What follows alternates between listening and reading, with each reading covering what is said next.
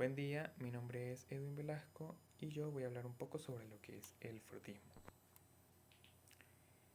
Primero que nada es importante recordar o considerar que desde que el ser humano tiene conciencia de sus pensamientos, su modo de actuar y de proceder, la psicología ha indagado la manera causal de la cultura en las actuaciones humanas tratadas como variables dependientes.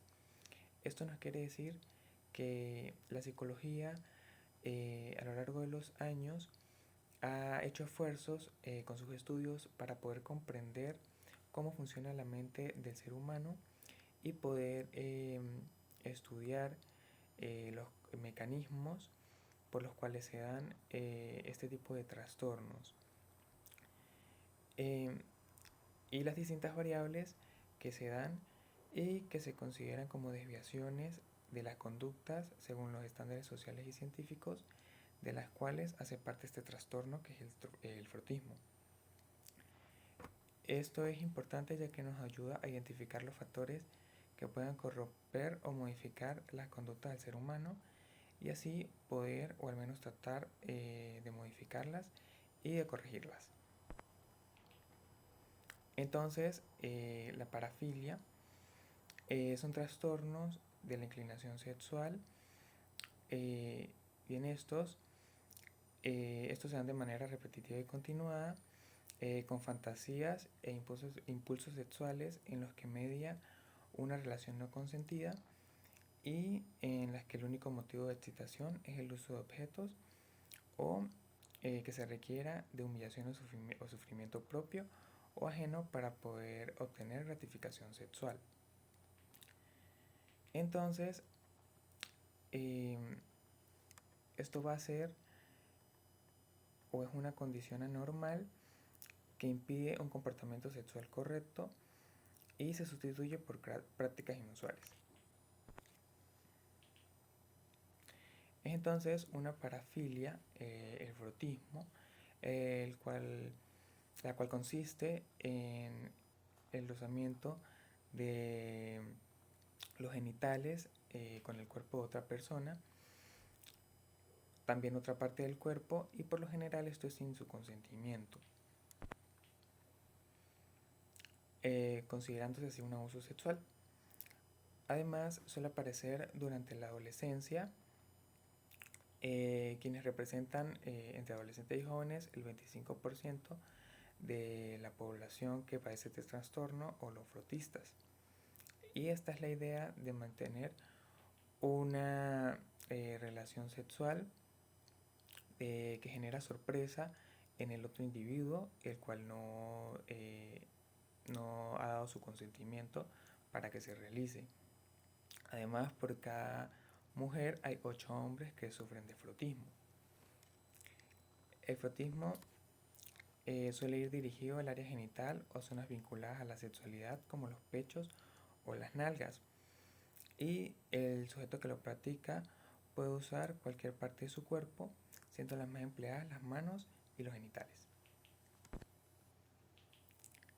Sin embargo, es importante tener en cuenta que el contacto físico o el roce con la propia pareja o el roce cuando es voluntario no suele ser tan excitante para el individuo como cuando lo realiza con personas desconocidas y que generalmente no consienten este tipo de acciones o no participan de manera activa y voluntaria.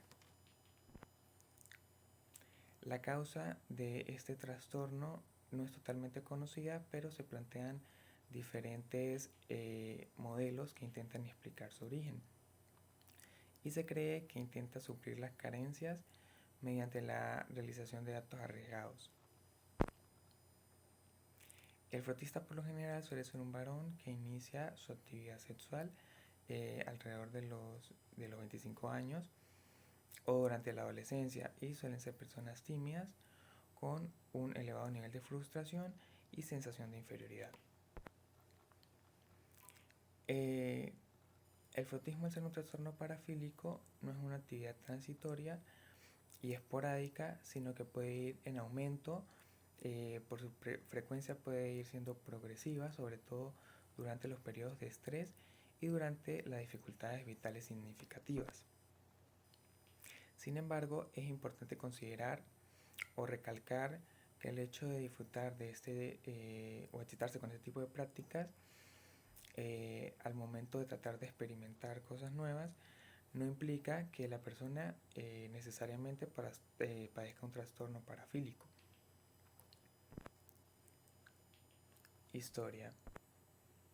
El frotismo se viene practicando desde hace muchos años. Ya desde 1886 hay data de un individuo que gozaba o se excitaba al acudir a sitios públicos donde hubiese mucha gente y trataba de cumplir su deseo de arrimarse o rozar a mujeres con partes de su cuerpo, y de esta manera podía incluso llegar a la eyaculación y al orgasmo. La clasificación. Esta se puede clasificar en 3 tipos. Está primero la que ocurre sin el consentimiento de la otra persona. Está la que es accidental y la que es consensuada por ambas partes. En cuanto a la clínica, el perfil del paciente frotista suele ser de una persona con pocas habilidades sociales, dificultades en la comunicación interpersonal y sentimientos de inferioridad. Además, la excitación durante el frotamiento no solo es a causa del estímulo físico o del roce, sino que también genera excitación la sorpresa o el desagrado que muestra la otra persona o la víctima, que son también estímulos potentes. Otro de los factores es el aprendizaje vicario, que consiste en que la persona o el paciente comienza las prácticas al tratar de imitar conductas que vio o que presenció desde que era muy pequeño. Además, el hecho de que esto implique un carácter compulsivo se explica con una ansiedad elevada que el paciente trata de calmar al practicar el frotismo. Trata de disminuir la ansiedad de esta manera. Además, se estima que desde una perspectiva conductista, se plantea que este trastorno sea o se realice a través de una conducta condicionada. En cuanto al tratamiento, tenemos el tratamiento psicológico para la regulación sexual mediante la terapia cognitivo-conductual. En esta se van a dar al paciente distintas estrategias y herramientas para la mejora de la práctica de las conductas sexuales basadas en la orientación cognitivo-conductual, por lo que el tratamiento contempla la intervención de 3 áreas: los pensamientos, las emociones y el comportamiento, dando como resultado para el paciente aumento en el control de la conducta sexual. Además, va a aprender a gestionar la excitación sexual y va a mejorar la calidad de vida y sus relaciones interpersonales.